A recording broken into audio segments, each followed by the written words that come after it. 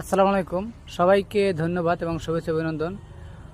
আমরা কৃষক, তাই আমাদের শুরুটা হয় কৃষি দিয়েই। প্রতিদিন সকালে উঠে কবুতরের ফার্মের কবুতরের দরজা খুলে কবুতরকে আদার দেওয়ার জন্য আমরা ডাকি।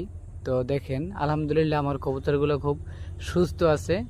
তো আমি কবুতরগুলো সুস্থ রাখার জন্য আমার সবসময় ঔষধ ট্রিটমেন্ট চলে, এবং ওর শরীর কাঠামোগত এবং ডিমের জন্য, যেহেতু আমরা কবুতর পালি লাভের জন্য, তাই লাভের জন্য কবুতর পাললে আমাদেরকে ডিমের দিকে খেয়াল করতে হবে, বাচ্চার দিকে খেয়াল করতে হবে, এবং কবুতরের কালার এবং কবুতরের শরীর সব কিছুর দিকে খেয়াল রাখতে হবে। মূলত সম্পূর্ণ সুন্দরভাবে কোর্স মতন ঔষধ খাওয়াতে হবে, যে কোনো ঠান্ডার বা কোনো ব্যাকটেরিয়ার আক্রমণ না থাকে।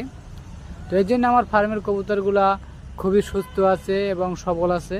তো আলহামদুলিল্লাহ আমার ফার্মে 4 জাতের কবুতর আছে। তো এই ফার্মের এই যে বাহিরে যেগুলো ছাড়া থাকে, এবং ছাড়ার ভিতরে কিছু খেসায় কবুতর আছে রেসারের, যে আমরা বাচ্চাগুলা ছেড়ে দেই রেসারের, আর বুড়োগুলো আমরা বাইরে রাখি খেঁচায়। তো বুড়োগুলো অনেকে বিক্রি করে ফেলাইছি, এখন বাচ্চাগুলো মূলত আছে আমার দেশি প্লাস জালালি বাংলা রেসার, গিরিবাজ, তারপরে ধামাসি কবুতর আছে, কাকজি আছে, লোডন আছে। তো সবাই আমার কবুতরের ফার্মের জন্য এবং আমার কবুতরের সমস্ত কৃষি প্রজেক্টের জন্য দোয়া করবেন, যেন আমি একজন উদ্যোক্তা। তো সেই উদ্যোক্তা হিসেবে আমি আপনাদের কাছে দোয়া এবং ভালোবাসা চাই।